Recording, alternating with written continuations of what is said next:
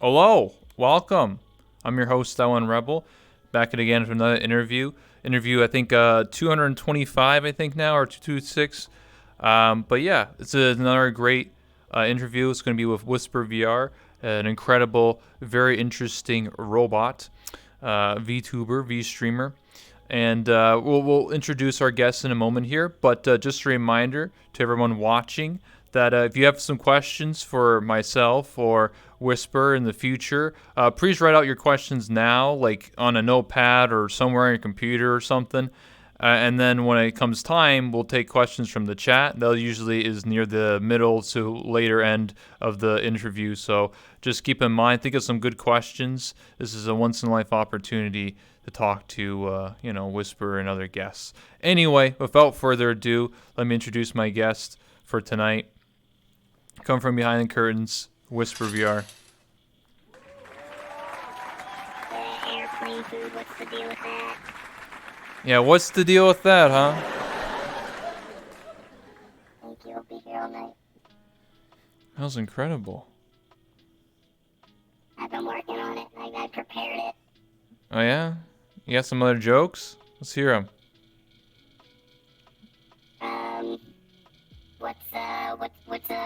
What's a robot's favorite genre of music? Heavy metal. Alright. Yeah. Woo! Alright, you can come. Yeah, you can come sit next to me now. After that joke, I just can't handle myself. I know.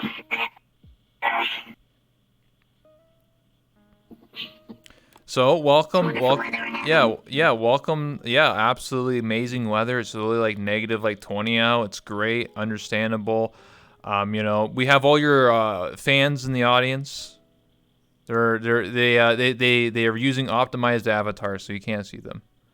Naturally, very optimized. Yeah, very optimized.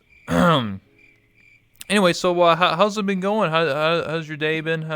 What's been going on with you?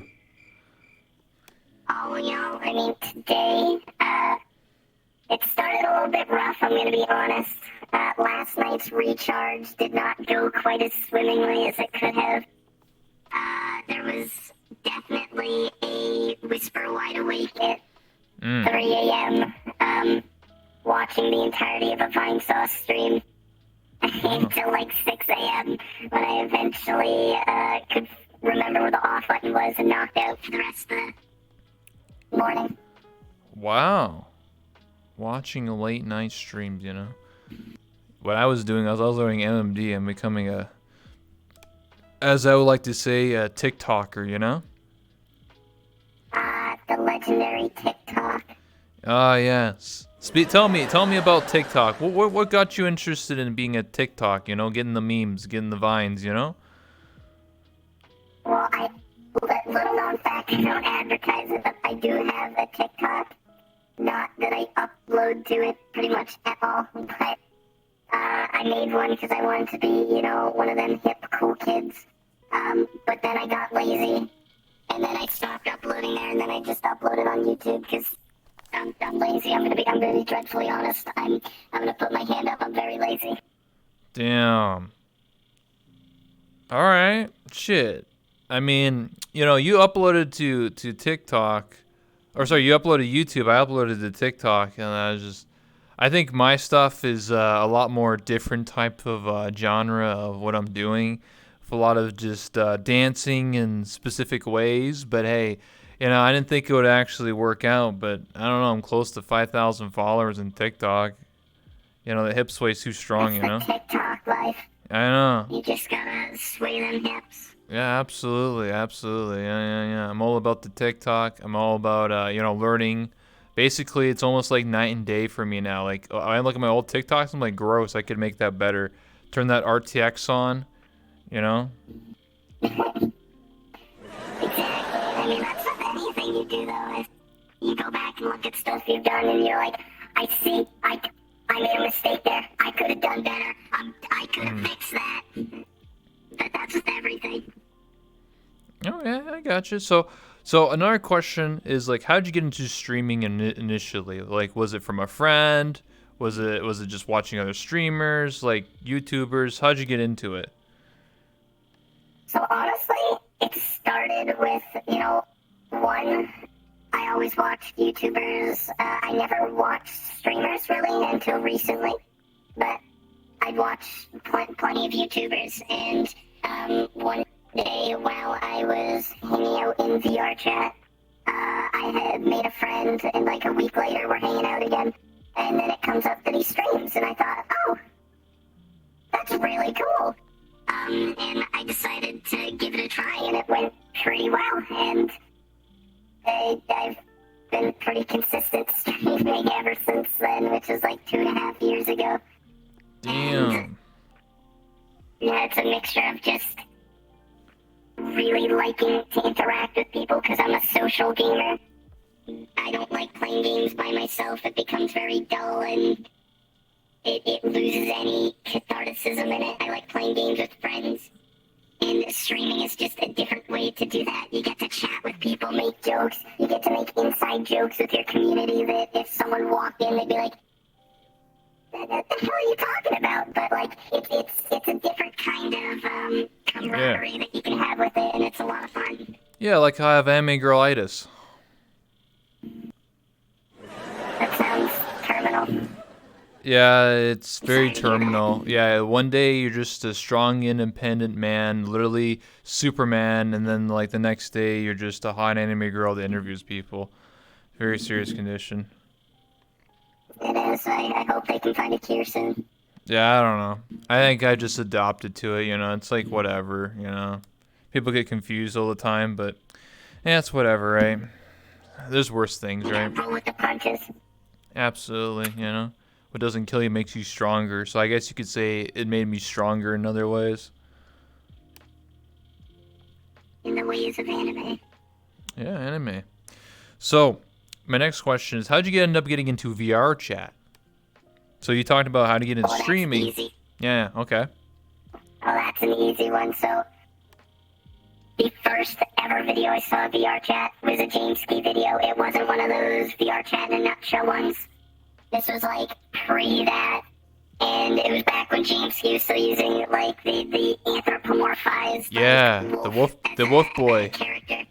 Yeah. Yeah, and I saw it, and it was like, it blew my mind, because before I had seen that, the last thing I saw about VR was like a Markiplier video where he was using one of the old school Oculuses and playing with an Xbox controller, and it looked like trash.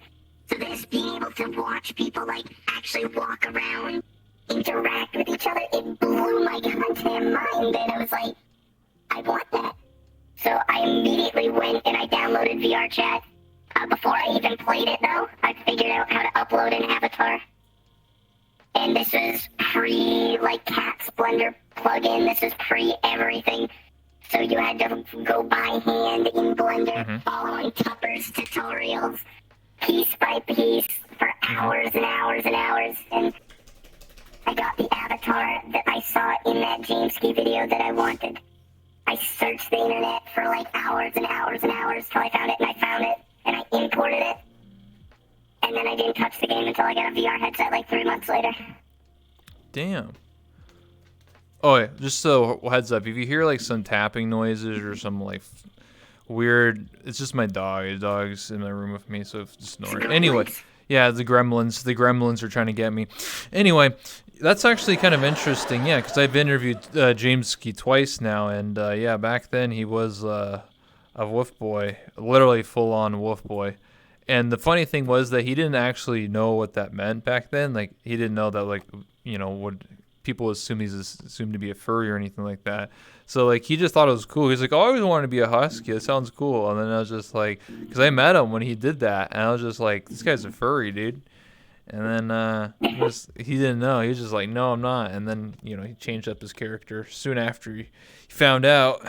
So, yeah, that's cool. I remember when I had first started playing with my headset, VR chat was in a lot different of a place. Like, it would be a lot more common for you to see, like, creators and people in public world.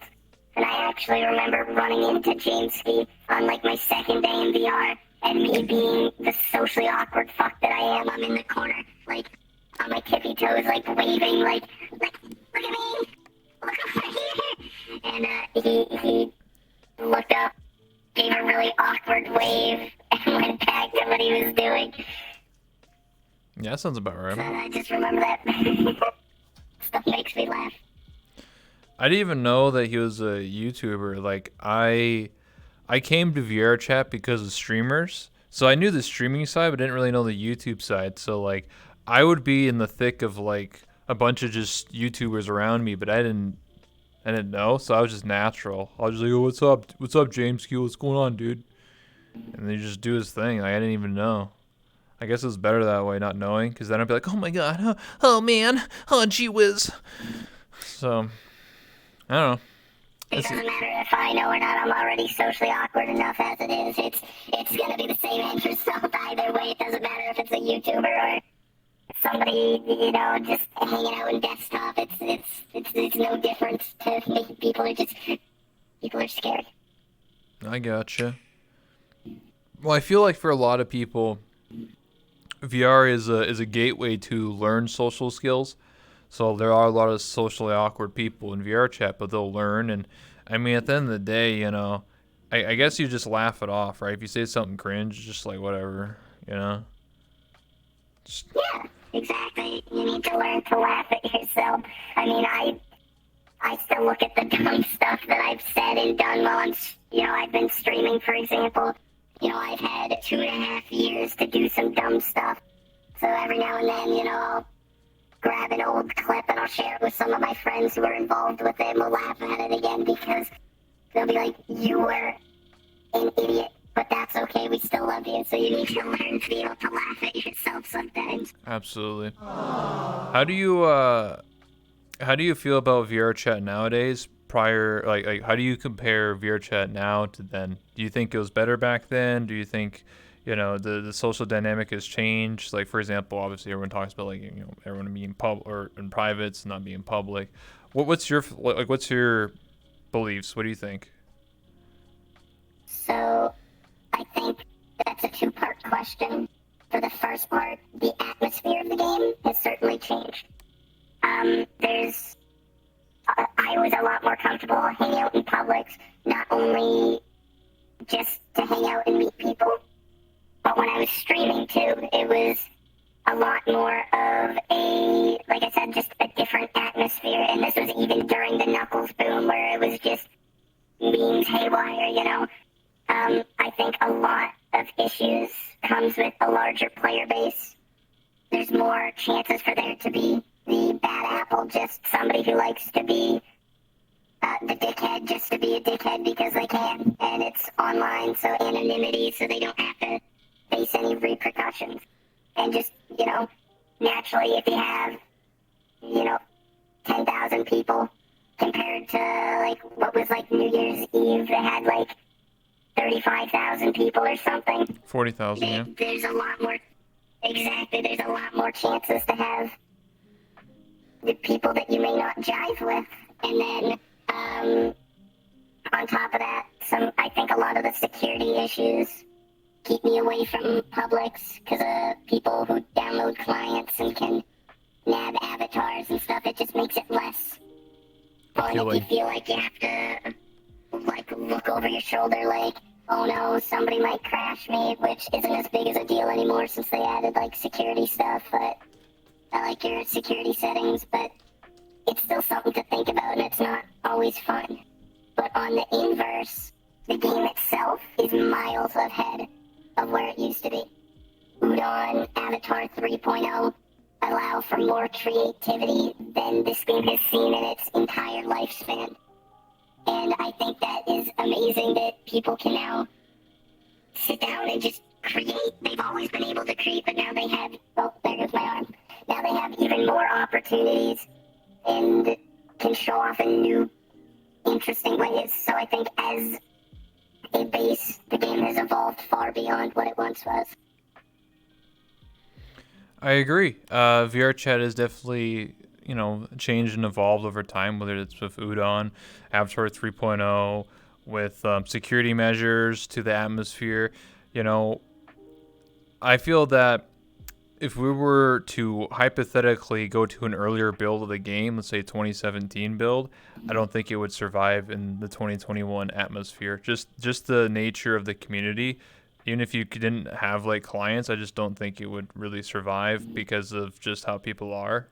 When you have a smaller community, it's much easier to control. Have moderators to, moderate rooms and things like that. But as the community grows, it becomes a sort of unstoppable force. Do you remember back when instead of like having a report button, there was a call a moderator button? Yes. I don't know if you remember that. I was there. But it used to be that small that they could actually have that, where they could actually be like, if someone's on, it'll call someone and then we can come take a look. But it's just unfeasible. I know one person who's kind of talked about something similar like that was Little Bagel, because he cares deeply about the game and the people who play it, and he talked about wanting to get the community to a point where they can moderate, where they can be like, look, somebody's doing something a little bit wacky, and they can say like, look, we don't do that around here. And if they continue it, they have a proper channel that they can funnel a report through, so that it can be actually looked at and feel like it's taken seriously. I agree. I feel that the only way for VR chat to break out of like social norms of standing in front of a mirror all day or being in a private world all day is to create an ecosystem. It starts with one person, and they would have to take the time and effort to do that. So if you were to have one person, get a couple of friends together, have some fun, and they have like strict ground rules. We don't allow clients. If you do any sketchy stuff, you're out of the group, stuff like that. And that ecosystem grows and grows and grows, and then that mentality, the ideology, then spreads throughout VR chat. I think that's the only real way to solve a lot of issues, because I feel like a lot of people may not just care or just turn a blind eye, or people just blindly invite people or accept friend requests because let's be real, how many times have you probably went to a Friends Plus and then it's not about if, it's about when someone crashes you or when someone rips your avatar, even in a Friends Plus. It happens to me all the time. So it means that someone who I have friended then has a friend of a friend of a friend that is untrustworthy. So yeah, it's that game of telephone of, I could trust everyone in my immediate vicinity, but then that opens up their circle of people, which then could open up the tertiary circle of people, or even more people all the way over here, and it just goes on and on and on and on and on. So I definitely think there's an attitude shift, because a lot of people just look at it and go, it's just a game, so what? But I think to a lot of people, it can be more than just a game. We're talking about the idea of social anxiety and how some people use VR to acclimate themselves in social situations. It can be so much more. People can express themselves in any way they want. There's just a lot more than it being just a game. VR chat is a social platform, before all else. Whether by design or happen chance, that's how it's ended up. Yeah, absolutely. There's many people that I know who date others in VR chat, and even has gone to the point of being actually married in real life.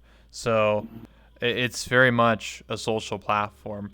At its core, you could just, it depends on who you are, right? If you're someone who gets on VR chat, everybody experiences tailored to how they play VR chat. So if you're just someone who just only gets on Friday nights to drink at the Void Club and do that, then that's your experience. If you're someone who sits every day 12 hours in front of a mirror to talk to your one friend, then that's your experience. If your experience is to be a role player in Callous Row or something like that, then that's your experience. If you're someone who's a streamer and then you broadcast your experiences and adventures, then that's what you do. So everybody is different in their own way. And it just seems wrong that some people try to bully other people in terms of like crashing them, or you never know what's going to happen, right? Like, it's like the equivalent of like walking down the street and just like being a complete asshole and just like slapping people's food out of their hands and shit like that. That won't stand. But people do it in VR chat because it's the anonymity of the internet, right? They're like, haha, I could ruin this person's day, but you never know. You could have just ruined someone's wedding or date night or hang out with their friends or something. There's a lot more to this, haha, I'm having fun. I gotta be an asshole on the internet. With all that said, of all the negativity, though, there's still a lot of positives that I think a lot of people just look at the negativity because it's easiest to point out and call attention to. But VR chat has a lot of fun and a lot of good. I don't come on nearly as often as I used to. When I first started playing, it was probably 3-4 hours every single day, 4 or 5 days a week. But now it's maybe 2-3 hours a week. But I value the time that I do get to hop on. I get to hang out with friends that I may not otherwise. Maybe I get to, this is their 1 day a week there online. We get to chat, we get to hang out. Maybe we go to a game world. Maybe we explore some new maps and we get to crack some jokes that we get to laugh at another time.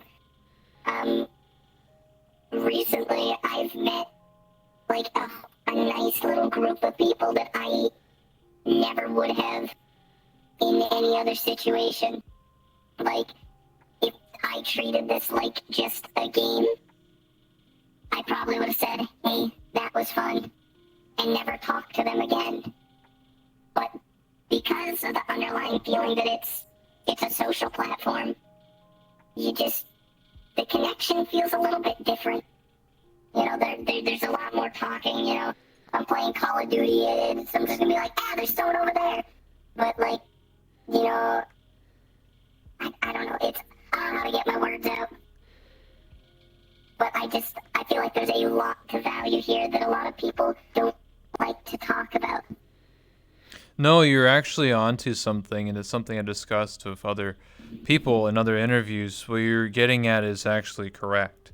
So I talked to Walter, who was a person who's studying VR chat for a university project, and basically what you're talking about is how, like, if you play like something like League of Legends or Call of Duty, the toxicity in those games is through the roof, right?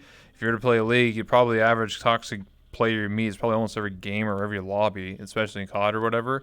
But when you take that and think about VR chat, and you probably think, how often do I meet someone who's toxic? It's going to be a lot less, because this is a human interaction. We're emulating real life, right? Like, how often do you walk down the street and someone's an asshole to you in real life?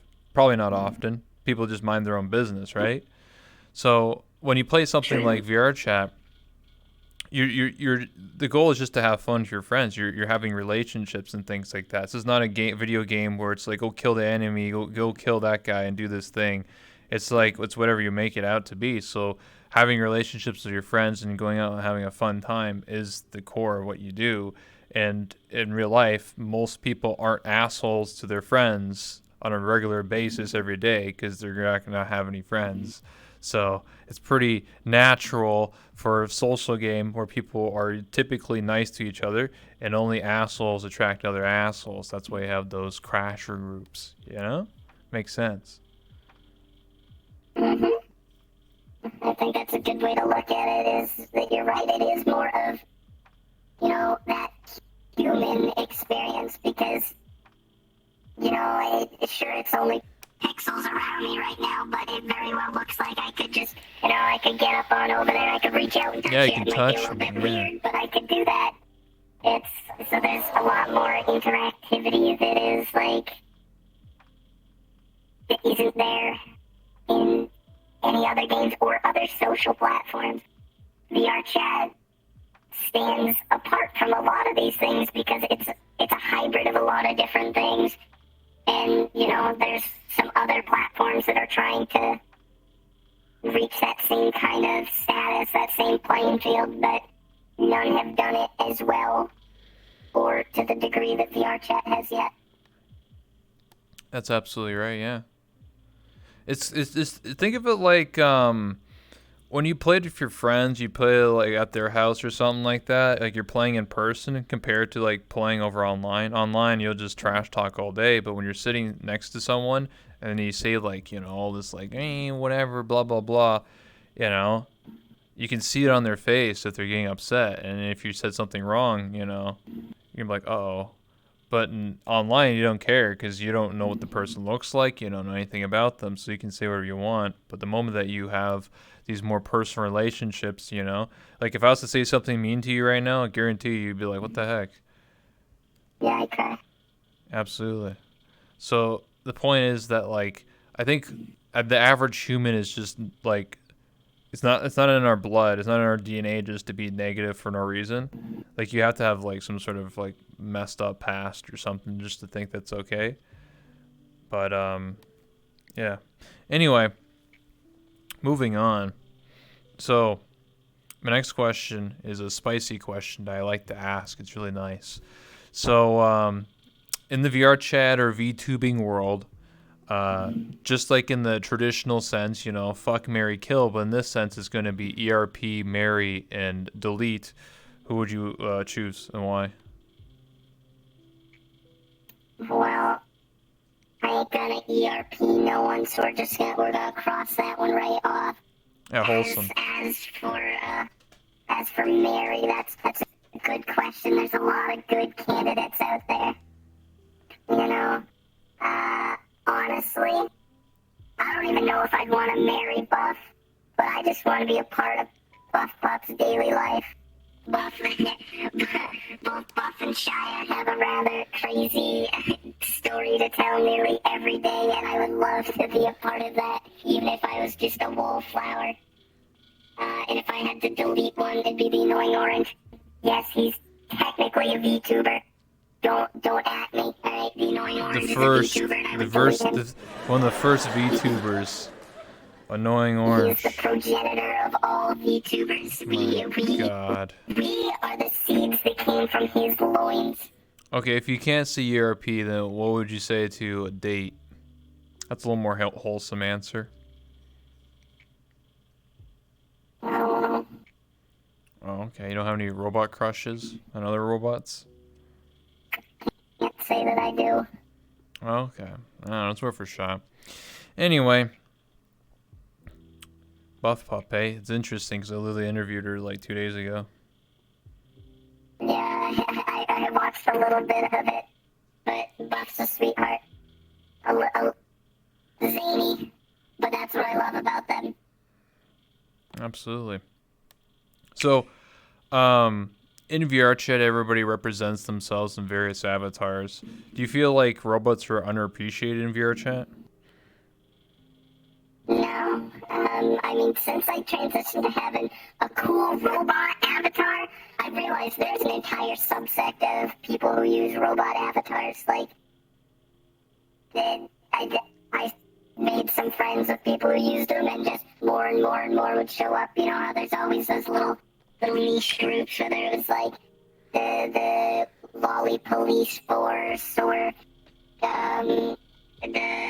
people who tend to use more furry avatars, or I know the Sekis aren't nearly as popular as they used to be, but that used to be a big one, is people would gravitate towards.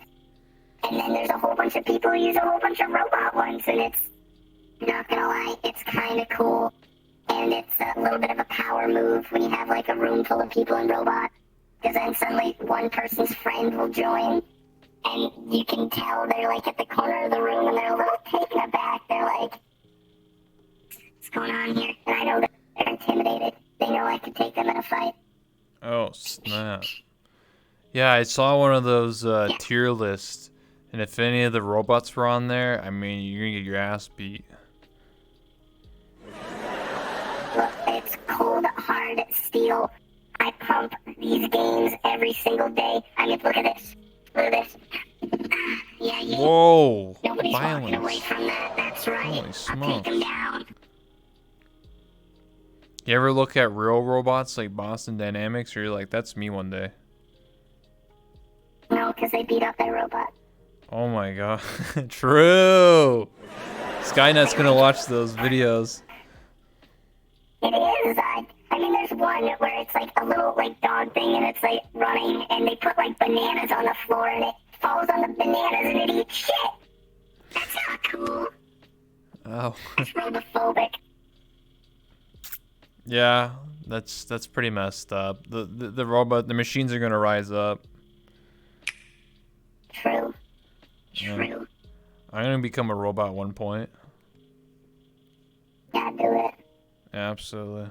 I mean, I'm not biased, but I mean, they're pretty cool. I'll have a robot form. It'll be an alternate universe where I was a robot once. Yeah, that's how I do They're it. gonna take over one way or another, so you may as well start assimilating early. You know, maybe in like 50 years or something. Maybe like when I pass away, you know, I exit this world. I just become, you know, imagine if I was just stuck in VR chat or something. Like that's just my afterlife. That sounds like a special kind of hell. Yeah, like if someone crashes you, you die in heaven basically. If you die in the game, you die in real life. Yeah.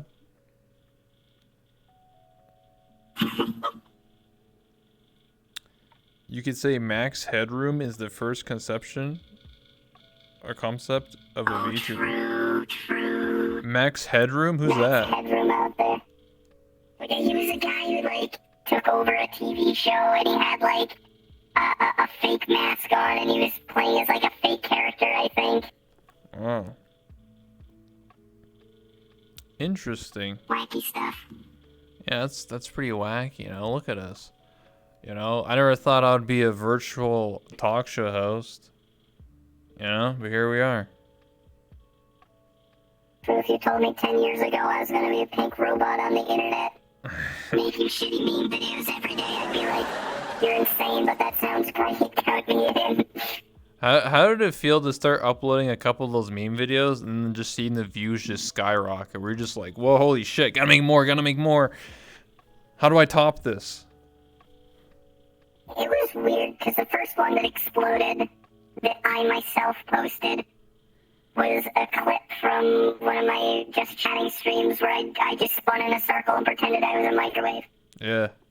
And apparently the internet liked that, and I'm sitting there like, why? It was very much a why, because a lot of my videos, what they were is they'd be stream highlights. I'd sit down, I'd take like a 4-hour stream, I'd take the time to go through it, chop it up, edit it, and then put it together, render it, so it'd be like a 12-hour process. Mm-hmm. And then maybe like 400 people would watch it. Yep. But if I just went and just spun around, everybody was like, that's the shit I want to see. And it was just very, very baffling. That's how I feel. Whenever when I post MMDs, I'm just like, I mean, I do put effort into like learning how to like do lighting and stuff, but like, I used to be a YouTuber for years, and I uploaded 1,300 videos. They're all privated, by the way. But when I did, I would sit and play games for like 6-7 hours, caught them up, do all that shit, and get like 10 views, and then like I just post like an MMD, get like 1,000 likes. I'm like, what the fuck? Like, what? I just don't understand it.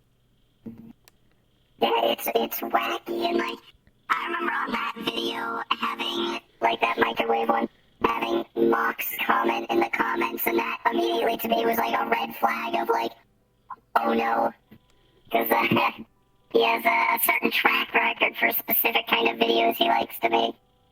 But then I ended up talking to him, and he was a super sweet guy. Oh yeah, you got like a shout out. You got to appear on one of their videos, and you're just like, whoa, now I'm making something, you know? Yeah, it was. Yeah, it's again wacky though to just have all that come from me being a microwave.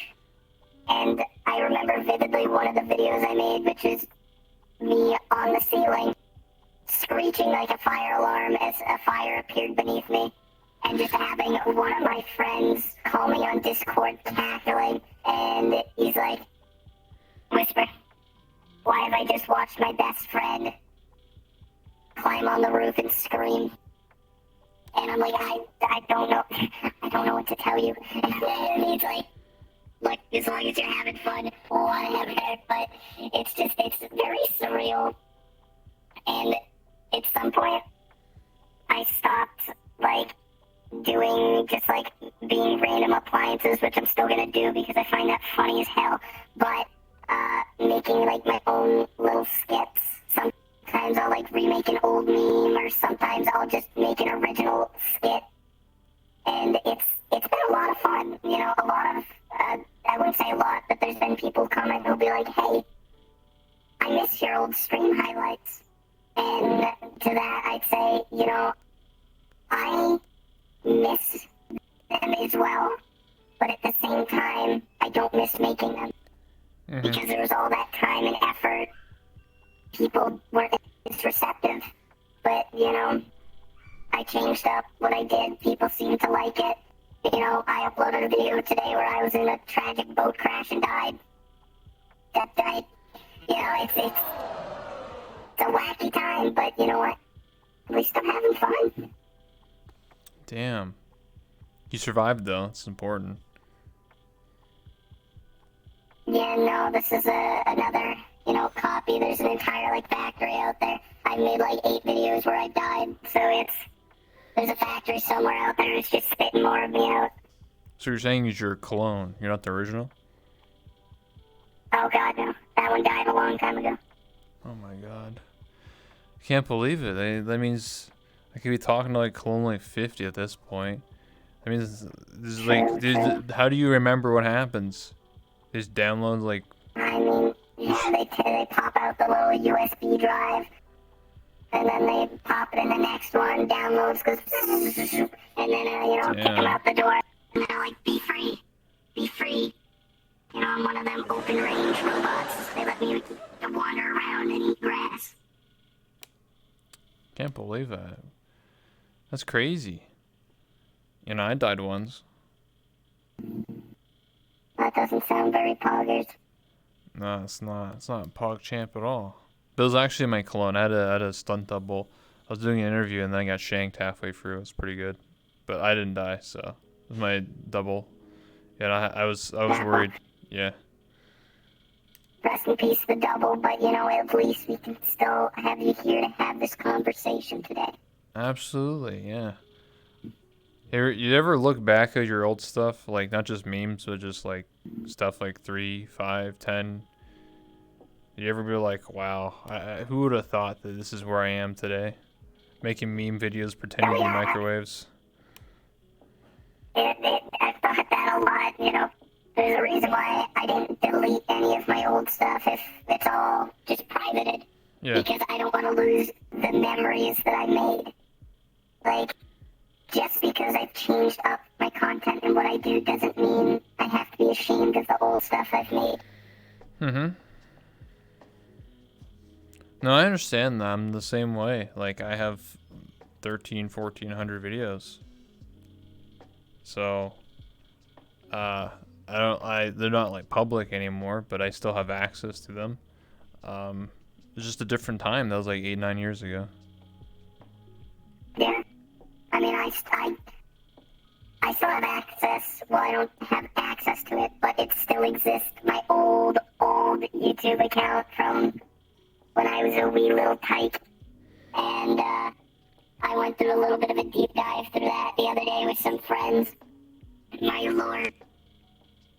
The stuff that I uploaded was already cringy enough, and then I hit the favorites list, and I was able to go through all, like, the old Sonic animations I used to watch when they were made in, like, MS Paint. It was tragic, I'm gonna tell you. It was tragic, but I find it hilarious, and I hope that account doesn't go anywhere, because that's, like, a time capsule for me. I love to go back every now and then and laugh my ass off at, like, because I can remember all of these things clear as day with just watching like 10 seconds of it, it all comes flooding back. I'm like, I have the Cerebro on and I'm in the X-Men and everything's just and it's insane. And it's just fun to go down that memory lane. No, I feel the same way. I went to some old like YouTube channels I owned like back in like 2006, and like I used to watch a lot of Stickman animations, like clay That's a animations. classic. Yeah, I used to watch clay animation. You ever watched clay animation by Knox Corner? That was like 15 years ago. That was like a million years I ago. remember, I don't know if it's the same person, but there's a bunch of Play-Doh glue people, and well, Yes. all I can remember is, I like to sit on my pancakes, and it's Yes, just that on was it. mine and Yeah. explodes. Yes, that's We're Knox on the Corner. same page.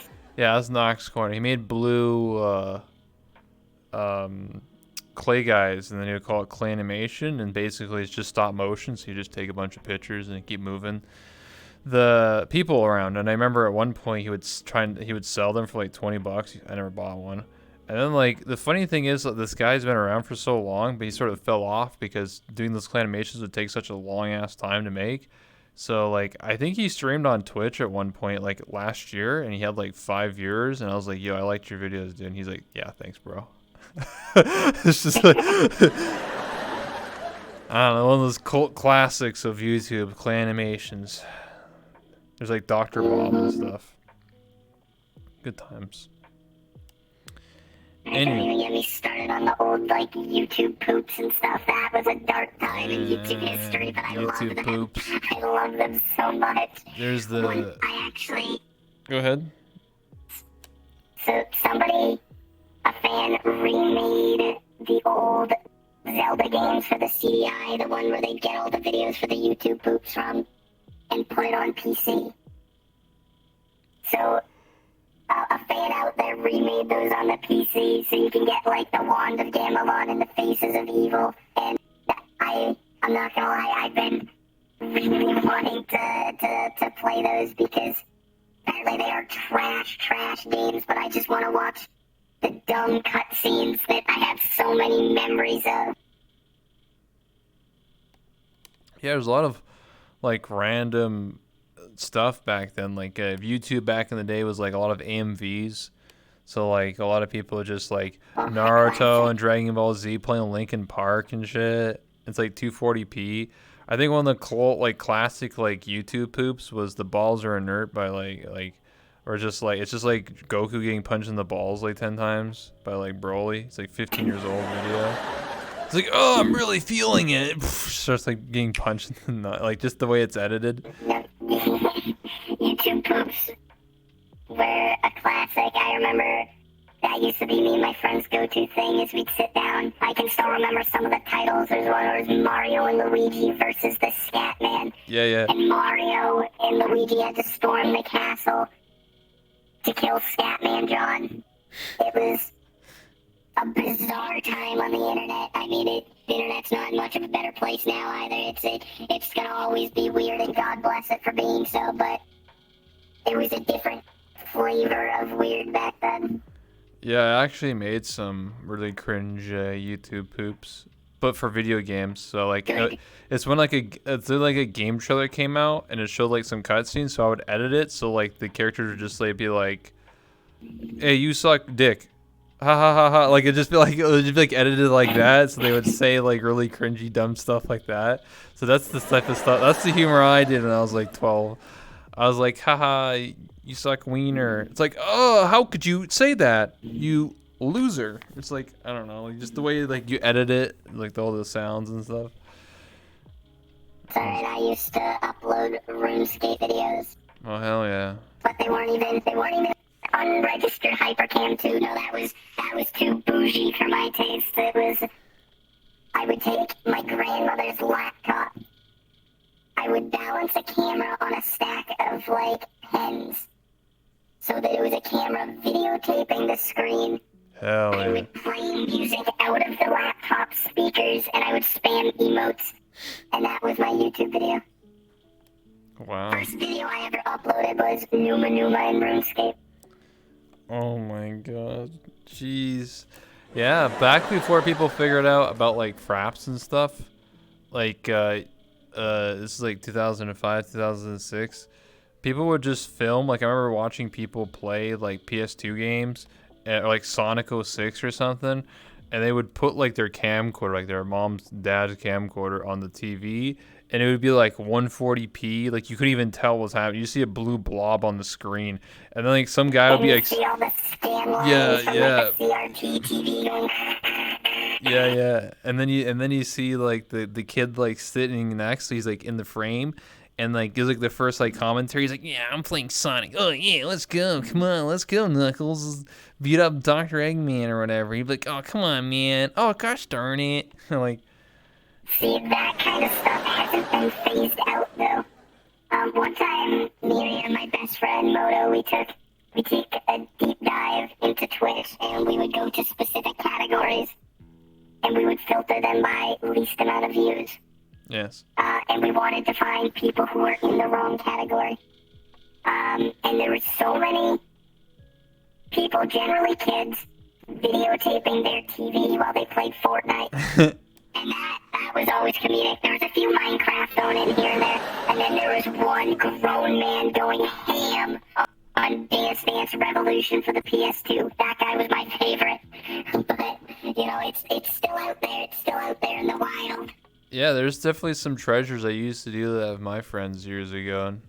And, we would go in a voice call all the time, and then like sometimes we would like go to the bottom of the barrel for Twitch and go to the Just Chatting section and just like find the most randomest stuff. And we once found this guy that was like in Australia, and he was just like IRL streaming, and he had like one viewer, and then we would watch. And then he's like, "All right, watch out, cunt! I want to see the sunset or like whatever." And then like he climbed on top of his roof of his house, and then he says like, "That's the sunset." I was just like, "What the? This is so beautiful, dude." I was like, "What the heck, dude?" It's just like some random dude, and then because a bunch of us were in his chat, he would go up to like 20 viewers, and he's like, "You know, I just got Twitch affiliate. I'm gonna go to TwitchCon." And he actually went up to TwitchCon and like streamed it. It's like, what the heck? Like this random dude from Australia just. Dude's just living his life. Yeah, exactly. He was just having a barbecue or whatever. I don't know what he's doing. Shrimps on the barbie or something. I don't know. People just living life. Now look at us. Now we're living in a pandemic as anime waifus. Living the dream. Yeah, absolutely. Living the dream. So, have you ever had any like funny or embarrassing stories in VR chat? Oh, I'm sure there's been plenty, dear God. So I already told the one where I was super awkward and couldn't, like, talk to James. He's always off in the corner, like, hey. I'm trying to think of some more good ones because, like I said, I've been playing the game since October 2017, I think. Mm-hmm. So I've been here for a little while. I've done a lot of stupid stuff. I don't know. That's just a very loaded question because there's so many like answers that it's hard to pick one. Okay, how was New Year's for you then? What was that? How was New Year's for you? That was 20 days ago. New Year's, I spent it at my house. I played video games until about 11:50. Went up to watch the ball drop with my girlfriend. Mm-hmm. We're like, woo. Then went back down and played video games for another 2 hours. It wasn't a very spectacular night, I'm gonna be honest. Did you drink some oil? Did you get a little crazy, a little wild? Not really. I mean, it doesn't really appeal to me too much. I'm a rather boring individual. You mean straight edge? Straight edge, boring. It is what it is. Okay. I mean, New Year's is interesting. There's 40,000 people on. The game was exploding. I didn't even get to watch the ball drop in VR because the game literally died. Yeah, I remember that, and I remember a lot of people taking that very personally, which actually brings up a point that, like, the other day I saw someone on Twitter, it's Twitter, everything happens on Twitter, but it started with a user who had taken some time to specifically show off some of the features of the VR chat beta update, and explain how there's been FPS increases, but naturally in a game like this where we upload everything, that's where most of the lag's gonna come from, because Yeah. a lot of people aren't very good at uploading stuff, myself included. When I first started uploading stuff, I'm sure it was like 16 meshes, 40 extra bones, dynamics everywhere, and it was a tragic time. But somebody had just taken time to just like go through it and explain it. It was like, yeah! And someone took very unkindly to that and said, no, it's not our fault. And it's a lot of people take stuff a lot of really personally in VR chat, which I think kind of also goes back to what we said with it being a more human experience, that it's more than just a game. It's I'd even argue, I know I said social platform, but I'd argue it's even beyond that. It is an experience, and so I can understand why a lot of people take it very, very personally. But I think sometimes people might need to take a little bit of a step back from things every now and then and take a deep breath and be like, to be fair, there's record numbers, this happened, they got it back up within like an hour or something, which is kind of impressive. But all that fun stuff. I digress. Yeah. No, I agree. I mean, it was kind of a bit of a bummer, but I was still streaming at the time, so I literally just went to YouTube, typed in New York City drop, and then I watched it live. So it wasn't like the end of the world, No, I'm pretty sure it was the end of the world. Oh, okay. Yeah, well. Yeah, 2020 New Game Plus, that's how it feels like. Yeah, 2020 ended, but I don't think its spirits ended yet. It's still kicking and alive. It's like the secret mini boss, It's out there lurking. Any upcoming games you're interested in? Like Hitman 3 came out today. Honestly, I haven't been too up to date with games coming out. The only game that I've really seen that I thought seemed pretty cool, and that's if it lives up to its hype that its trailer had, was, I think it was called Crimson Desert. And it was made by the same people who did Black Desert, but its combat looked a lot more like meaty and more like Assassin's Creed-like. Yeah. And that looked kind of hype. But other than that, I'm going to be the first person to put their hand up and say, I don't like new things, I don't like change. I very much stick to what I like, and I will play a lot. Like, for example, I got Tarkov this year. Last year. I got it in May of last year, and I put like 900 hours into it. Granted, we're stuck at home a lot, so I had a lot of time to play, but still, that and Sea of Thieves is what got me through 2020. So you're saying you're a boomer, basically? Yeah, I'm a boomer. Yeah, like bring out Doom 1. That. Mountain Dew?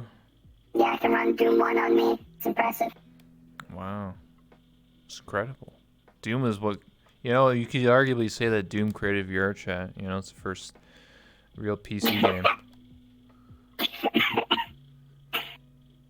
Yeah, honestly, it all comes back to Doom, We could play I Doom. wouldn't be here if it wasn't for Doom Guy. Doom Guy died to let anime happen. Yeah, that sounds about right. Now look at us, you can play Doom literally in VR chat, so let's go full circle. I know, that was actually pretty cool. I played that once. I played it. It's fun, but it seems like after you get the 5th or 6th level, my game just crashes because I think there's just too much entities on the map, or there's too many dead bodies in the previous levels, so it loads all the information. So it just crashes because there's just too much stuff going on. It doesn't actually delete it. So there's just too much. Well, spoiler alert, once you beat the game, it sends you to Uganda. Really? Yeah, it's the classic. I don't know if you remember, did you play during the Knuckles boom? Yeah, I played December 10th, 2017, just before the Knuckles kicked off. So, back then, portals, even if you walked through them backwards, you'd still go through them. Mm-hmm. So there was this one map. It was just a straight Unity store rip and put in. It was just a house. But on the second floor, if you put a portal right at the top of the stairs, like if you called to the people downstairs, like, hey guys, come up, come see this, you'd watch like 5 people run through a Uganda portal. And it was golden, alright? I'll admit I'm a troublemaker, and I did that quite often. Yeah, I've heard about people doing that. And like, I think it was called Hangout House or something like that. So like, I don't know. There's some old maps that like I remember. I used to do some adventure maps, even in one of the Def Run maps. One of the traps was it literally would send you to the Uganda. Like if you got stuck by it, it would literally force you to the portal. I was just like, what is this garbage? Like I just go to Uganda and then you just like, and everyone's just like, you know the way, brother? And I'm just like, bro, I was playing Daft. Like, what the hell is this garbage? Send me back. Yes. Yeah, but like, Knuckles is like dead meme. If you see a Knuckles, it's like whoa. It's a dead meme, but some people relish in the fact that it is. Like, some people take on the dead meme as a persona. Yeah. And that makes me laugh. I know Shmee used to do that a lot. That was his persona, but he's since evolved into a beautiful slime boy. Did you know they're making a VR chat movie? Is a dead meme. Don't. Like somebody's making a movie in VR chat or about VR chat. No, it's a VR chat movie. I was shown it. And basically, it's actually a really well done trailer. And basically, it's about like players that have to like go back to like find a Knuckles to like, I don't know, you have to watch the trailer. But like, they're like, oh, there used to be these hidden portals. And he's like, we have to go find the Knuckles. The Knuckles are lost. They'll show us the way. I don't know. I thought it was funny. You know, I'm about it. Again, VR chat gets to be a bastion about creativity. Have fun with it. If it's about a movie about a magic Knuckles that's gonna show you the way, go for it. Have some fun with it. Absolutely. I'll show you the trailer at some point. I'll link it to you after this interview. Then you can see what you think. So we'll start taking questions from the chat. Any questions for Whisper and I? Anybody? Also, Whisper, if you have any questions for me, by all means, you can ask anything you want. Anything at all. Well, you asked me about some embarrassing story that I've had in VR, and I've been ruminating, and I'll continue to ruminate. But do you have any that you'd like to share? Yeah. Embarrassing stories that happen in VR chat. Okay, so depends on how embarrassing. There's times where I would talk to somebody for like 10-15 minutes and I didn't have my nameplates on, but they were using the exact same avatar as one of my friends back in the day, and then I would turn the nameplate on, and then they're like, dude, who are you? I was like, holy shit, dude, I gotta leave, bro. That's how you when you gotta respawn real quick. That happened. There's times where I would, be mute and try to I'd be yelling at someone, and then I was like, oh, muted the whole time. I think one of the more embarrassing ones is when I suffered from anime girlitis, and I didn't always suffer. So when I went to join off with my friends in the Great Pug, I was talking to some people, and there was someone I heard I had nameplates off just for lag and immersion level. So I kept hearing someone talking, but I couldn't see them. I thought they were invisible or something, or somebody was playing a prank on me. But actually, in reality, what I slowly realized was that they were below me. It's just they were really, really tiny avatar, and I couldn't see them over my assets. My anime girlitis was very severe.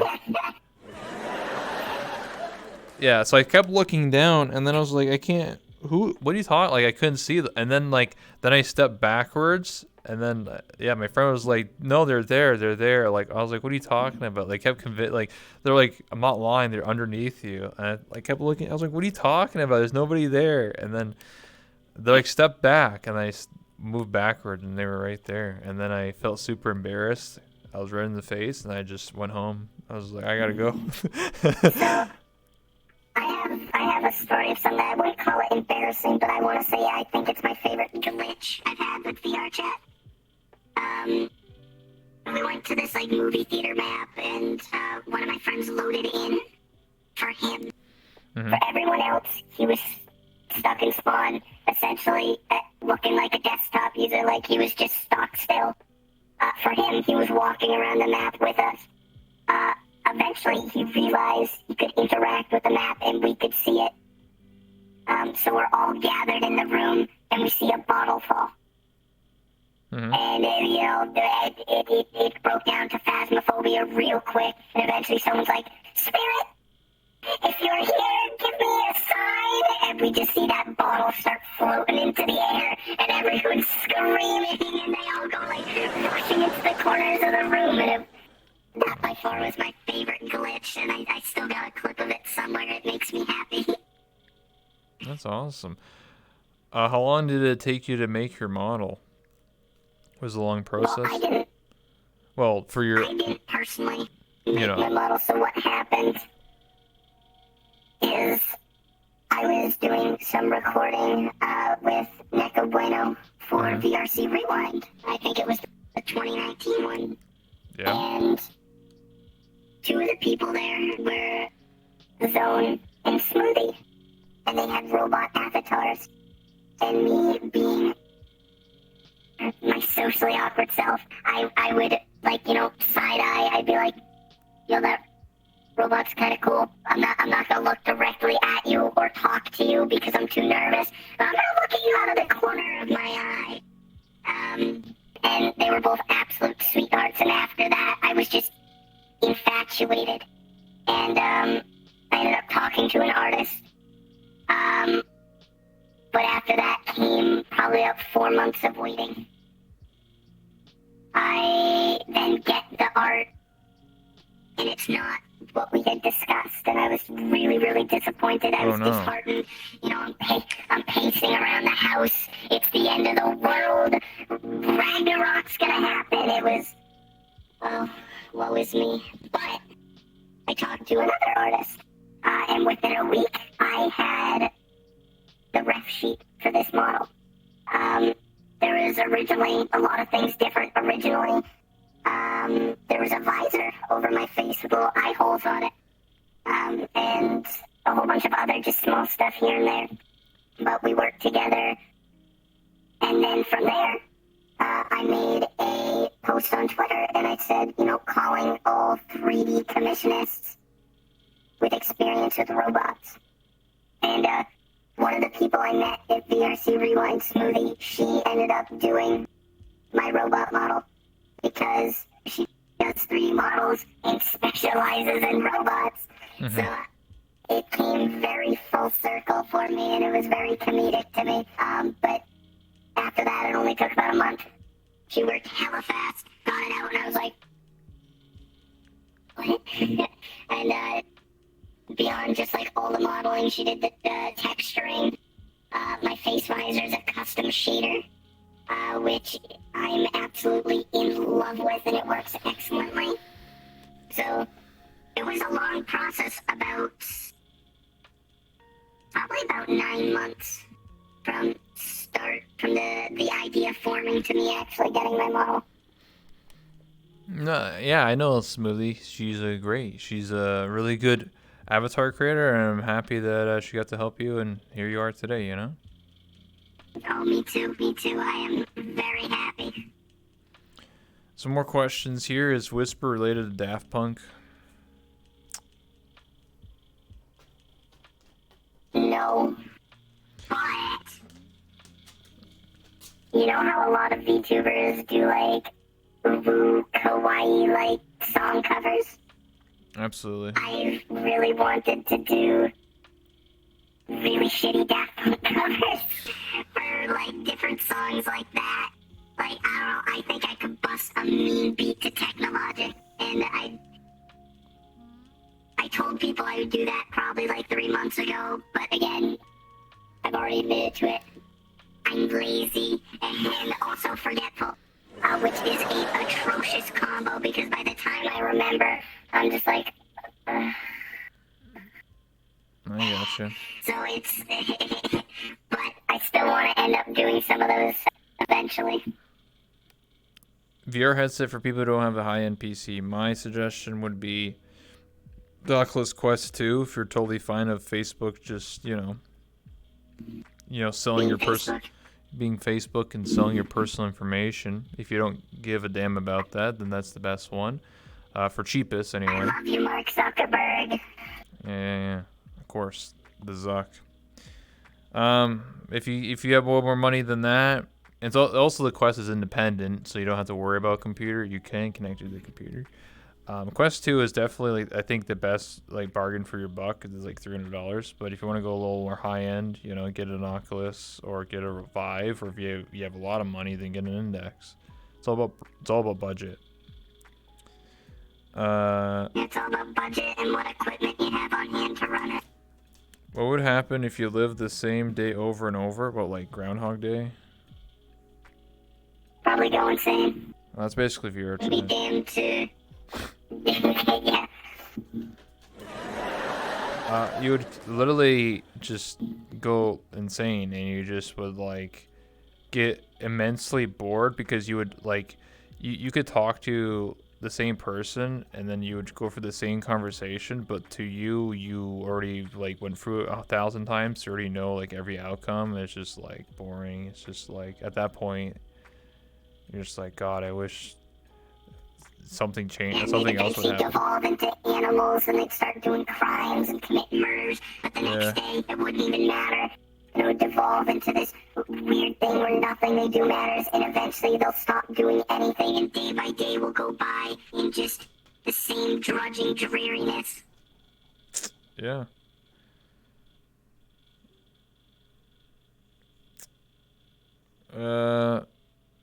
Is a hot dog a sandwich? It's got bread. I guess so. Yeah, I guess so. I mean, it's just it's a bun and some meat. So at the end of the day, it is what it is. Yeah, I got you. Yes,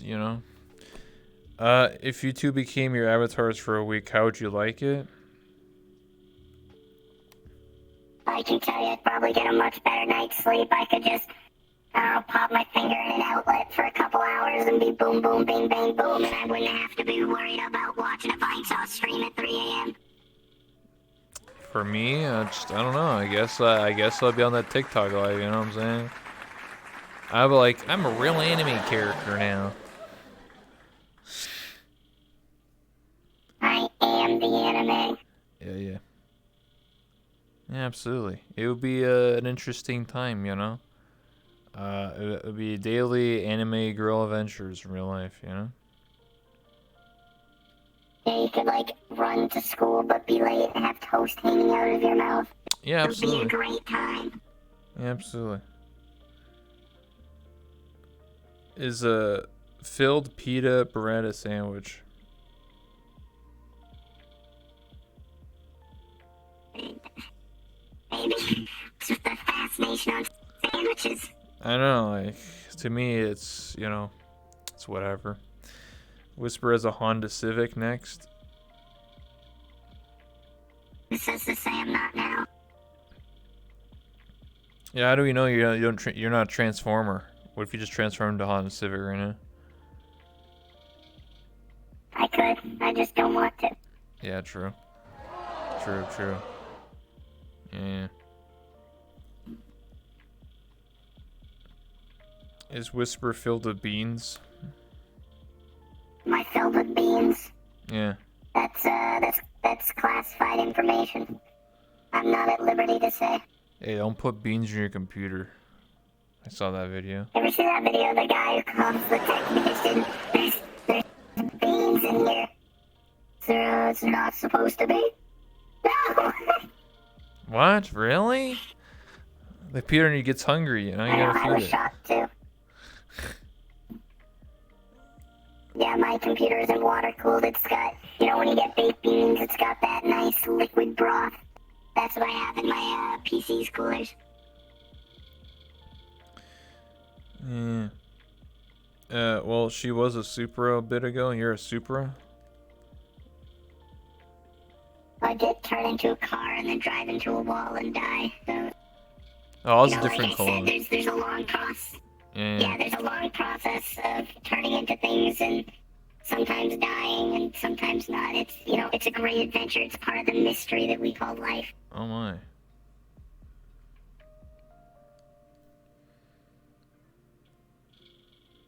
Damn. Yeah, when is the Transformers and Whisper collab? Yeah, when are you gonna be in the next Transformers movie? Look, you know, Michael Bay, I'm here. Call me. You know, we'll get into some talks. You know, maybe I knock over a building or two. You know, we'll see. We'll have a good time. Call me. Here's one of my questions. How do you do with haters? Do you just ban them, or do you like try and educate people, or do you just troll them and be like, "Yeah, I'm a Supra. I'm a So you toaster." said, like, haters, like, people who just Haters said like haters in haters, general. haters. People. Someone goes to your chat and be like, "What the fuck am I watching? What is this? Why are you on my So platform?" I think there's a very big difference between a hater and, like, a heckler. Because some people might like what you do, but they just like to cause problems. And then there's people who are just like, oh, you suck. Why are you here? Oh, you must be, since you're a VTuber, you must be ugly and scared to show your face. Yeah, that's what I think a lot of VTubers here, myself included. And it's like, bro, you're in a Twitch chat right now. I'm having the time of my life. What are you doing? So I think if someone is outright, like, vile, like, just, you know, yelling racial slurs, this, they just get banned. That's just gross. I don't want that anywhere near me. That's not the environment I like to foster. But now, if it's somebody who is, I hate to say it, it's almost always you can tell that they're a young kid by the way that they type. I have a lot of fun bullying those people because they'll be like, you know, oh God, I'm trying to think of a good example because it happens common enough. I remember one kid went into my YouTube comments and he's like, who else disliked this video so they won't show up in your recommended anymore? So I replied with, your mom, because that's my kind of humor. It's just, your mom. And, Destroyed. the reason why I could tell is they were a kid and they obviously didn't expect me to see it is because they immediately rescinded it and they're like, oh, I'm so sorry. I actually left a like instead. And it made me giggle profusely because I'm like, all I said was your mom, dude. It's chill. So I think a lot of the people, it's either I just don't want them near me, or I like to poke fun at them with my dumb sense of humor. No, I get what you're saying. I think, well, I deal with it, you know, on the TikTok. You know, a lot of people are like, what is this? Why is there an anime girl dancing? What is happening? Oh, wait, before we go any further, can I just say literally the most annoying thing to me is people on YouTube and they go in the comments just to comment, why is this in my recommended? Oh, yeah, yeah. Yeah, I get a lot of that. It drives me fucking mad. It's like, why you're commenting on it. Now the algorithm thinks you like me. I'm gonna be there even more. You're not gonna be able to escape me. It's like, what are you doing? I don't understand it. It baffles me. Never once have I gone on a YouTube video to be like, I don't like this. Like, if I watch a YouTube video and I don't like it, I go, and then I click on another one. I never once went, Dear Diary, today was the worst day of my life. I watched a robot turn into a car and fucking die, and I hated it. Like, I don't understand. It has to be kids, because only kids would care enough to type. Or an old man. Either or. It's just weird. The internet's weird. Sometimes weird in a good way, sometimes weird in just like a baffling way, and it's like... I feel like that's TikTok. No. It's relatable because it's TikTok for me. A lot of people are like, why is this on my For You page? Why is this recommended to me? Well, it's like the only chance of like my MMD dance views recommended is if you're looking at that stuff to begin with. Like, you know what I mean? The only way to find something on TikTok is either it's randomly like it's called hashtag for your page, so it'll just randomly give you like random shit over the site, or you're actively looking in that category and then it recommends my video. So either or, you know, I just find it hilarious that people are just like, why is this here? I don't like this. And I'm just like, yo, thanks for the view. And Thanks for the video, bro. yeah, bro, thanks. I don't know. It's whatever. It still doesn't stop me. You know, I'm gonna keep going. I want to get 1 million TikTok followers. Hell yeah.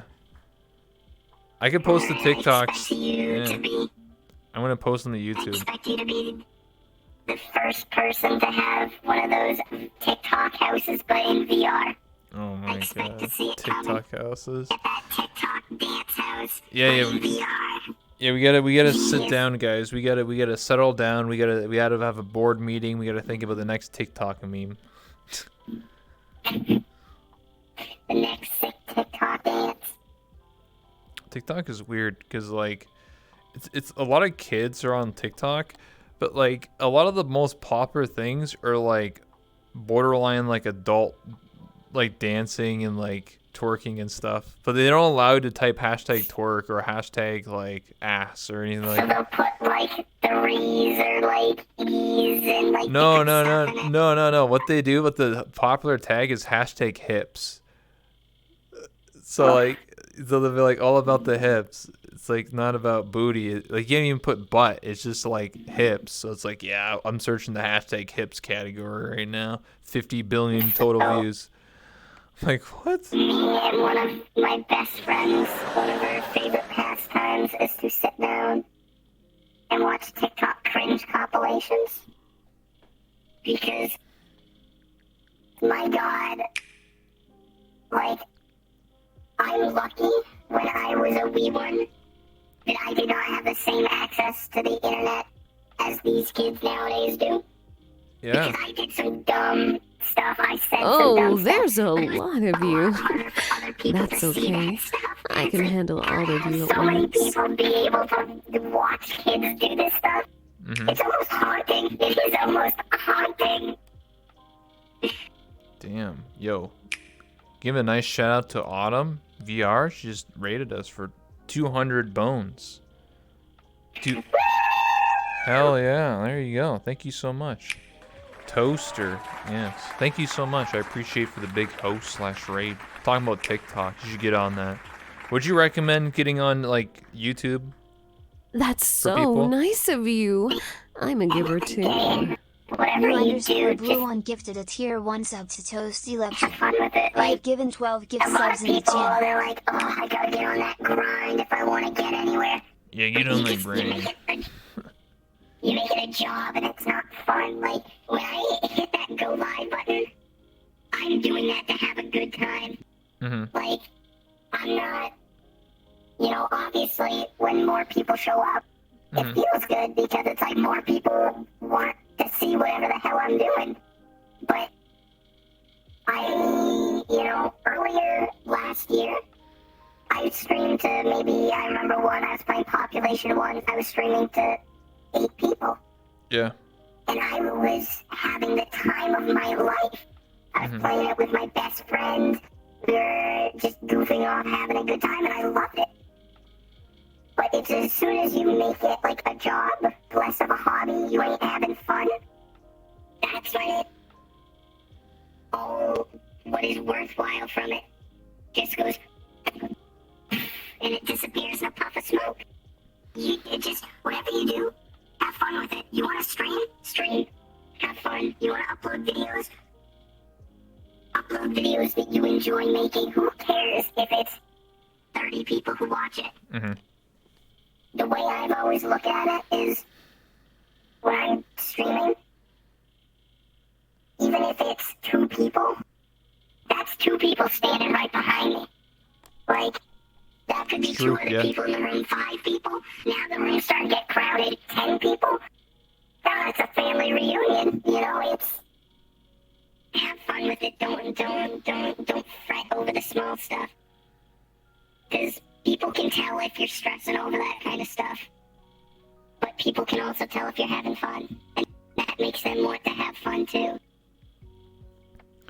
For me, what I have fun doing is interviews, obviously. But I'm having fun learning MMD, like learning that stuff. I literally spent all night, like last night, like I stayed up. And it's just almost like night and day. Like I spent so many hours doing research, and the weird thing about like MMD is like there's like very few tutorials on how to do anything, because it seems like everyone's self-taught, and the tutorials say it literally. A lot of them are made by like kids. They're like literally 12 years old. Like they're literally like 10, and they're like, "This is how you do MMD." And then they're like, "Oops, I did this." Like they're not even a proper like tutorial. It's like, and the tutorial's like from 10 years ago. So like the information is like kind of irrelevant at certain points. Like I tried to like look up how to like do jiggle physics, and it's like there's like no tutorials. I was just like, what the heck? You know, that's how I felt when I first got into VR chat, because like you had maybe like 2 resources, and if it wasn't from there, you just had to like go through this big old like kerfuffle to try to find just something that works. And it was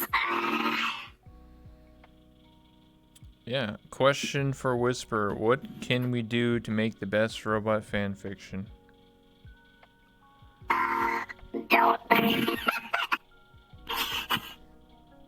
well, I don't know if you know, Rebel, but the other day I had gotten an email alert that somebody had made there's this website called Hyperworld, and the way I describe it is bootleg browser Roblox, and somebody had made what was essentially a fan fiction where I was dating the mascot of that website What the hell?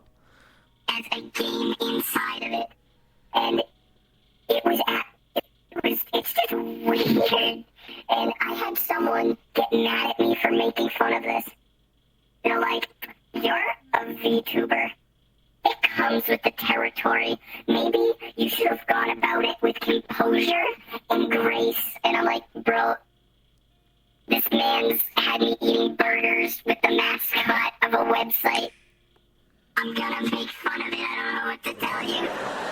Yeah, like I saw a bootleg VR chat posted a couple weeks ago. Oh, there's a lot of those. Was it the one on like the iOS mobile store? Yeah, there's like various ones. You can go on Amazon right now, type in VR chat, and it'll Yes, there's like God. a Spider-Man one. yeah, on there, Spider-Man too. VR chat. Let's go. I like Spider-Man VR chat. Some bootleg games. The weirdest one was the iOS one. Yeah, like it said like VR chat, and you buy it for like $10, and then it like it's so like, it's actually like it's not even a multiplayer game. It's fake. It's just single player. And everybody when you play it, like you're just walking around like third person, and it's not even VR. But like everyone you walk into is an NPC of like really bad AI, and everybody's username is the usernames of the people back in like the old 3-year-old VR chat videos. I remember Yeah, that. like you see like Nags and Oathmeal, and literally all my friends are on that. And I'm just like, what the? Like, why is the usernames of all these players are just people that played 3 years ago? It was so bizarre. And Yeah. see, it's those kinds of things that you can point at and you can laugh at. You can say, "I'm mocking you." It's okay to do that. And it's, I have to be on some high horse and be like, "Now I know that someone's using my name and likeness in a bootleg iOS, and Yeah. maybe Whisper's over there eating burgers. It is what it is." So you can be like, "That's fucking funny," and I'm gonna point and laugh. Yeah, there's some weird stuff. There's some like really weird bootleg games. Like the funniest part is when you read like the Amazon reviews of like Spider-Man, and they're like, I can't even play as Venom. 0 out of 10, bro. I'm just like, what? But they're like, I bought this for my kid, and my kid doesn't like it didn't like that Spider-Man was trying to be their friend or something. Spider-Man was hitting on my child and I'm uncomfortable. Yeah, stuff like that. Or like the VR chat one was like, this is so bad. Like he's like, I can't even refund this. It's terrible. I can't even go to Uganda. It's like, what the heck? It's the only place that really matters, let's be real. They were baiting people. Well, obviously, it's a scam. Like it's people buy it and then they get scammed, you know. But yeah, what's up, Earl Trollo? When is the Whisper action figure? Oh, well, I'm sure, you know, it's already in development. It's already out there. It's gonna, you know, it's gonna have kung fu, karate, action chops. It's gonna be great, but the chops are gonna be pneumatic, piston powered, so they're gonna be able to go through straight steel. They're gonna be able to break bones. I think kids these days are too much of sissies. You know, they don't even get, you know, no toy cigarettes to put out in their friends' eyes. They need to break a few bones, and I'm gonna be the one breaking those bones. Mm-hmm. Another question for Whisper. It's already been answered, Toasty, but basically the inspiration for Whisper's model is because, you know, they saw Zone and Smoothie and they're like, I want one of those. And then that's the end of the story. It was literally as simple as that. Yeah. I literally saw some robots and I was like, they're beautiful. And that from there is where I followed my downward spiral. Absolutely. What's your highest score in a Papa's Pizzeria, I mean. Yeah, well, my high score is 0 because I don't know what that is. Okay. What's the 10 up for? What's what? Yeah, true. If you have robo hair, what would you want it to look like? I would have the biggest, like, emo swoosh. Like, I'm talking, like, the 2010, like, beehive look going on. Oh, yeah. Like, with it just, like, coming over one eye, poofed up with the little fan in the back. That would be going down, but it would glow at the ends. It'd be great. Good time. You should get an afro. I should just go undercover for a day and try putting, like, anime hair and, like, clothing on my avatar. Yeah, like Wolf get, Boy. like, the sunglasses with the mustache on it and the nose. And I'll go undercover and to investigate gamers.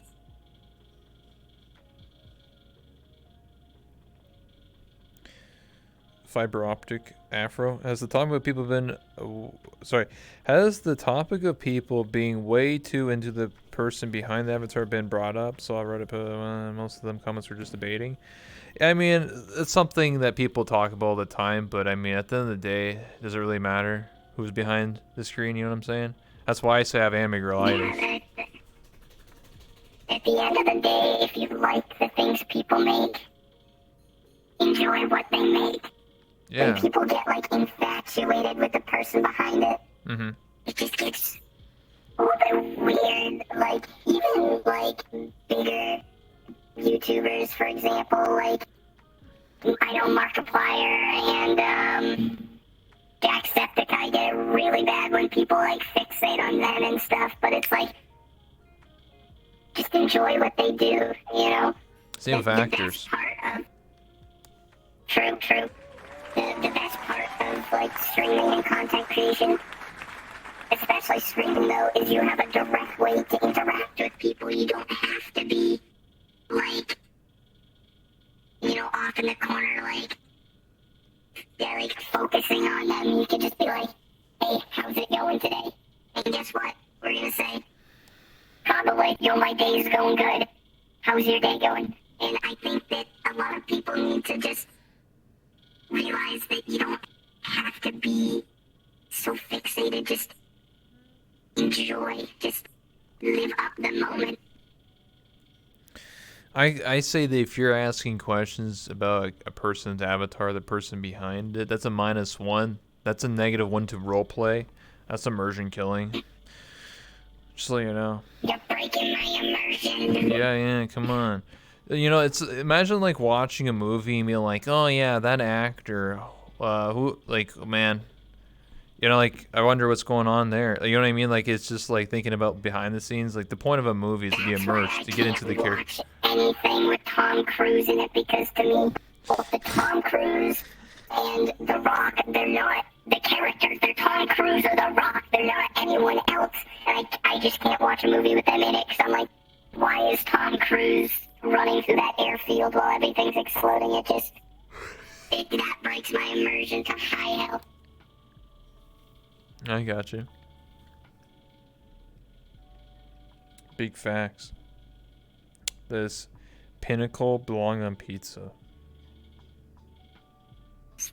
Pineapple. I'm gonna assume it was an autocorrect. Yeah, that was some weird pinnacle. Pizza. Look, you can put whatever you want on pizza, Pizza is like sex. Everyone likes it different, and that's okay. But just because you like it one way doesn't mean you have to shove it in someone else's face. True. Some people don't even like pizza. And that's okay. Any future upgrades in the pipeline to your avatar? I do actually have a new outfit on the way because I like accessories, so I have a new outfit. But I want to keep it a surprise till it comes out. Okay. I'm also going to be probably having like my community vote on like another outfit as well, because I think that'd be fun to see what people think would be cool, because I have like a summer one where I got like goggles on my head and like floaties on, then I got like a Russian one where I got Adidas stripes going down the side and like Masca one visor on and all sorts of fun stuff. So I'd love to see like what goofy ideas people can come up with. What part of the robot body is your favorite? The beans. Yeah, the beans. Itty bitty beans.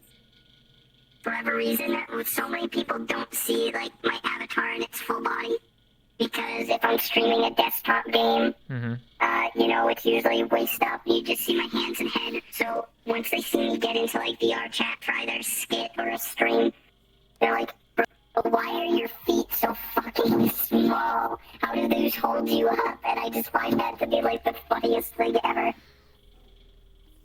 I gotcha. Do you ever want to change your name? No. Okay. Do you ever want to drop the VR part? Just become Whisper? The way at first I really, really did. At this point, no, because I feel like the link is in so many places that it would just be Google Whisper. interest to leave it. Like, I get what you're saying. But, like, at the end of the day, I think it's fine. Like, there's a reason why I haven't changed my Twitter. Like, when I first started streaming, I didn't talk. I was too nervous. And I never planned to. I was content with the way it was. And that is why my Twitter is @WhisperMute, because I didn't talk. And I don't really feel the need to change it, because again, it's the same reason why I have my old YouTube account still up, because it's almost like a time capsule.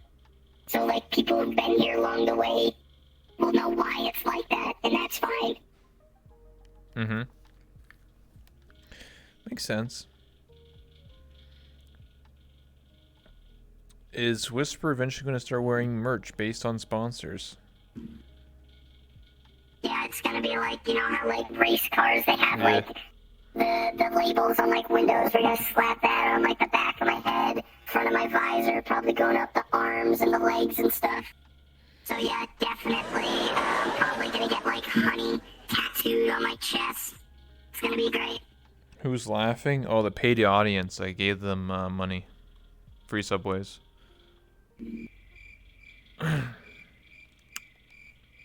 They're all invisible because it's optimized, because VR chat's laggy. Right? Right, guys? Yeah. VR chat's laggy, not the avatars. Right?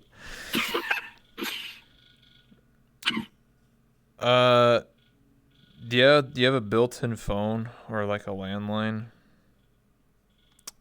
No, landline probably wouldn't be a good idea. I got an antenna on my back so I can get cell reception. Ah, yes. The beans are so good, so small. Yeah, beans. I don't think I really. They also go good in computers. To what you said earlier, I don't think I really seen like a VTuber have like sponsors on their actual avatar, but it would make sense. Just wear like a blank T-shirt, like Monster or like whatever. Like it's such a marketing The way ploy. I want to see it is just I want like somebody to get sponsored and just do it in the goofiest way possible. I want like, I don't know, let's say Neanners to be like walking out with a Naruto headband on that just says like Big Mac trucks across like the top of the headband or something. I think that would be hilarious. No, you gotta take it a step further. My idea is just to have tattoos on the avatar, so like you just have like on your forearm, just be like, "Buy Monster Energy," and so every time you lose your arm, it just says "Buy Monster." Take it a step further, just become a Monster Energy can. Just Yeah. take the character's hair, put it on the can, and just have it stream as a Monster Energy can. You know, every time they talk, the little flap at the top just flaps open and stuff. Yeah, they become a Monster Energy drink. Yeah. Common. Or have it like as a costume. You know how like Halloween costumes, so it has like a cutout, which is their heads, but like it's just a giant monster can. So they're still down. Just in the mascot outfit. Yeah. Whatever is my favorite sponsor. Has Whisper thought of changing her body's color from time to time? No, I like pink. How's Rebel? In high Pretty good. school, I was the edgy one where I was like, everything has to be black and red and dark like my soul. And then That's me. then I was like, nah, pink would be kind of cute. No, I'm pink. I'm black I and look like red. Neapolitan ice cream. Like my soul. Yeah, it's literally me. I'm black and red. If Whisper gets the tattoos, it just printed on them, or do they get someone to inject ink into the surface levels of the body? You gotta go to like an automotive body shop and they get the stencils out and it's like, and you know, they spray it Yeah. on. Have either of you thought of getting your avatars as guests in video games or other media?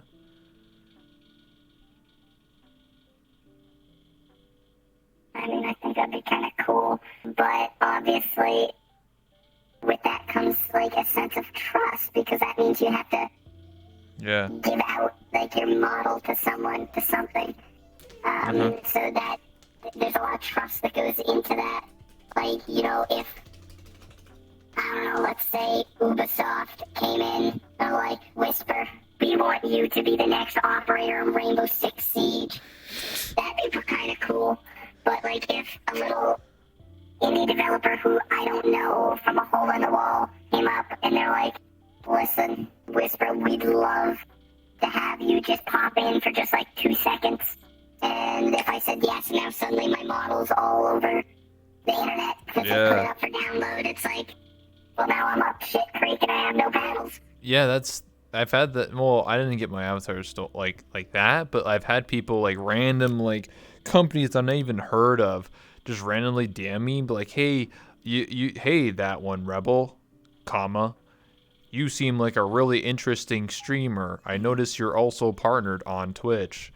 I see that you are classified as a virtual reality streamer and personality thing. Would you like to be in our video game called whatever the hell it was? Shadow Legends. No, it wasn't even like that. It was like some weird like magic and demons and dragons or something random. It's like we can add your character to this video game, and then it shows like a little video. It's like a mobile game that has nothing to do with VTubers. It's just It's like, always mobile games. It's Yeah. always mobile games. and they're like, we want to add your character in the game, and I'm like, this has nothing to do with what I do. Like, this is so random, and I'm just like, what is this like? This is just To fake. be fair, that is the exact kind of thing that appeals to me, though. Is just stupid random stuff.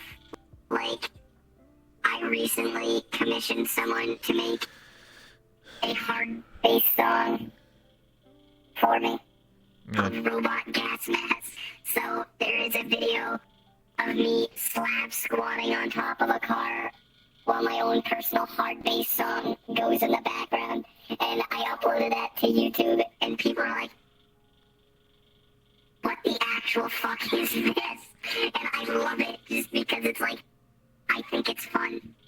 And that's all that matters. It comes back to that is, I think it's fun. Do robots dream of electric sheep, or electronic sheep, should I say? Do they dream with electronic sheep? You know how like a human dreams of like sheep and they're like jumping over the fence? Does that mean you dream about robot sheep jumping over No, fence? you just hit a button and it's like those old Windows XP screensavers. Do you, when you boot up for the first time, is it like dial-up? Yeah, you know, it starts with that, and then it hits that, and that's about the time I get up. Wow. Damn. Dude, I hate dial-up. I don't miss dial-up. And someone having to use the phone so I die in RuneScape. I'm done with that. I'm so glad we're past that as a society. Absolutely. That was a good time. These kids, they literally got the internet, like imagine just being born the last, like, 10 years. You already have the internet. You already have, like, fiber and shit. Dude, Like, RuneScape's on your phone now. yeah. RuneScape is just on your phone. You just wake up This is and the future. you literally, like, as a kid, like, your mom would just give you an iPad. Or, like, a brand new You computer. come out of the womb, like, served on an iPad. Exactly.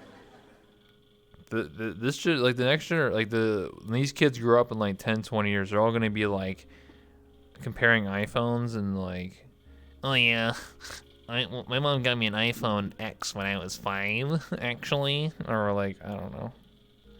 They be, like, what do you call it? Spoiled. There you go. That's the word I was looking for. Definitely, there's definitely a different appreciation in technology. You know, I remember the first Christmas when I opened up a GameCube and it blew my goddamn mind. I was like, and it bore me some of my favorite games ever. But like, nowadays, you can, the kids, they just got a Switch and they can bring those games wherever they want. You know, it's, there's definitely a different appreciation of technology. Kids will have cyberpunk optics, yeah. Basically, we'll actually be in cyberpunk in like 50 years. Dude, Cyberpunk 2077 Maybe it won't be as buggy. real. Yeah, maybe it won't be as buggy No, it'll though. probably still be as biggy. It'll still be as buggy. Oh yeah. By the time 2077 rolls around, like, Cyberpunk is still gonna be in the same state it is now. And we're gonna have to, like, look at real life and be like, Oh damn. this is still marginally better somehow, huh? What happens if we're more advanced in cyberpunk? Like in cyberpunk, you can't even fly a helicopter. You know what I If we're more mean? advanced, then I'm gonna be stoked, lop off my limbs and put on some fucking swords. I'm going in. Yeah. What's your favorite video game robot? Video game robot. I think GLaDOS is the classic, like, one everyone goes to, because who doesn't want the big tsundere mommy to look after you? But honestly, I think video game wise, I'm not sure if it was robot in general, it would just be Gur from Invader Zim, because I love Gur and I treasure Gur, and Gur needs to be protected at all costs. But video game wise, I'm gonna put that as a maybe. I don't know, but GLaDOS is still high up there. What about Cortana? She's a robot. She's an AI. Yeah, but she's kind of a bitch. Yeah, in the later games, she's a bitch. Like, Halo 1 Cortana's pretty vibing. But Yeah. after that, I don't know. We get Claptrap. Claptrap can be your AI robot buddy. I'd hang out. I'd go drinking with Claptrap. I mean, just be in Cal's Row. Literally, there's a person that plays Claptrap, like voicing it. I was watching some of that, and I saw that. Yeah, hacking. They were definitely getting a kick out of it. Yeah, it was fun. Claptrap likes to examine my assets a lot, apparently. So I've noticed from his clips. Yeah. Definitely is within the Claptrap persona, though, to be fair. True. He's just trying to guide people, you know? Guide them to the way of enlightenment.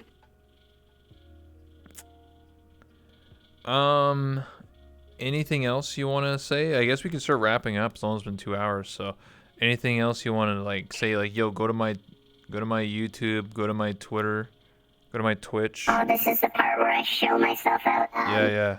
Hi, my name's Whisper. I stream probably like 4 or 5 days a week on Twitch and on YouTube and Twitter. I upload dumb videos, and that's about it. I like video games and I like talking to people. Come say hi sometime. How did it feel to get partnered? I forgot to ask that. That was pretty cool because, well, first off, alright, Twitch sent me the email and it went to my promotions folder, so I didn't even get that email. So I wake up, I'm doing my daily routine, I'm just like going through my socials while I'm vegged out, and I hop into Buff stream, I'm chatting there for a little bit, and then I noticed the little like notification thing. It's like, you've been accepted to the Twitch partner program. And at first I thought that it's like, oh, that's just saying that, you know, I met the requirements. Mm-hmm. I already applied. Twitch is usually late to sending notifications for that kind of stuff. And then I clicked on it. It's like, accept your partner onboarding agreement. And I'm like, my what? And then I'm like, Buff, I got it. And Buff's like, yeah, Buff thought I meant something else entirely. I don't even remember what Buff was going on about. But they're like, good job, Whisper. And I'm like, no, Buff, I got it. And I managed, even though I was on mobile, I managed to figure out how to, like, change the chat thing so the check bar popped up. And I was like, woo! And it was a good feeling. And then after that, you know, I'm like, now what? Because I'm a very goal-oriented person. So I'm like, what do I work at next? Yeah, it's actually a valid That's still point. yet to be seen. Because once you get partnered, it's like, what's the next goal, right? Like, what do you? There's nothing like really obtain. Well, there kind of is. Like, there's a thing called Twitch Ambassador, but like, not everyone, like even the biggest streamers don't even have. You know what I mean? It's a very select thing. It's like you're representing a community. It's like a thing. So it's not really a goal. But besides that, like, I don't know, like, for me, it's just like being better, like developing this talk show, doing other things like that, doing more interviews, doing VTuber stuff. I'm taking my talk show outside of VR chat and interviewing people via Discord. That's what I'm starting to do, so that's fun. Playing other games, variety stuff, because I was always a typically VR chat only streamer. Started a TikTok, doing more MMDs, Twitter stuff. So, collaborations, you know. Yeah. There's a lot of goals. Charity, doing charity stuff. Oh yeah, I took part in my first ever charity event this year because I've always been so nervous too. Because part of me was always like, I feel like my community isn't big enough that I don't feel like I can contribute, and it made me self-conscious. Which, first off, afterwards I was like, I should never have been self-conscious. I should have just done it, because at the end of the day, you're still raising awareness for a good cause. Worst case scenario, you don't raise any money, your heart was still in the right place, and you were still telling people, I support this, and that's good. But I was able to participate with the max recovery this year, and all together through all the, I think there was 40 some odd streamers, or probably even more. There was a ridiculous amount of us. We raised, I forget how much money, but I want to say it was somewhere between 20 to 30K. Whoa. Like, it was a lot of money that we raised, and I know my community was able to raise, I think it was $715. And There I you felt go. ecstatic to be able to be a part of it and be like, we did this. We did this together, you know. I, as a streamer, was able to, you know, facilitate some of it, and I gave some of my own money, but these people came out and gave to a good cause, and it just felt awesome to be a part of that. Absolutely, I agree. I think it's a great thing to do. It's it's not for everybody, but like I think being a part of like a Twitch or YouTuber, I think it's about giving back, right? To those who are in need, especially during a pandemic, when common necessities like toilet paper and just money for groceries and things like that is becoming more scarce. So, doing charity work, I think, is very important. And I would agree, and that's why the charity that we did was to support Direct Relief, which helped in response to COVID-19. Normally Absolutely. they did Toys for Tots, but Yeah. this year they're like, you know, there's a kind of whole global pandemic thing going on. Maybe we should focus on that. We'll see. Yeah. I heard about So yeah, that. that was fun to be a part of. Absolutely. Well, I'd like to say thank you so much for the interview, Whisper. It's been really good. I appreciate it. Thank you so much. You already, shouted out, but I'll say it again. Go check out Whisper. I believe it's WhisperVR on Twitch, WhisperVR Mute right on Twitter, and then on YouTube it's Whisper VR It's again. just underneath Whisper. Underneath, It's okay. Whisper, but if you type in Whisper VR, I'll come up. Yeah. You type that shit into Google, I'll be the first one there. There you go. Just click on all the links, unless they're spam links. Don't click those ones. Absolutely. Thank you so much. And before you go, I always take a photo of my guests, so we'll take a photo and then Or I you can should strike a pose. Yeah, absolutely. Hold on, let me get this going here. Oh yeah, when I take photos with this camera now, it's actually 4K photos. I set it up. It's a very secret setting. Oh. Oh, Yeah, why don't I come over there? Why don't I come over there? yeah, you can come next to me if you want, or I come to you. Either way. Yeah. Oh, you can be. Oh yeah, you can be on the desk. Yes. Hold on. I have to like really zoom out here, and then have to come down. I'm just making it complicated. I mean, it is what it is. And then I have to like click this button like a mile away, which is, God, I wish VRChat would fix the camera so like I could click the camera button. So There. I still want it Yeah. to be Udon based, where you can actually push the button physically, Oh yeah, I see what you like mean. how you do with some maps. Mhm. I think that would make it so much better. Absolutely. Boom, we got it. Easy clap. Boom. Boom. Easy clap.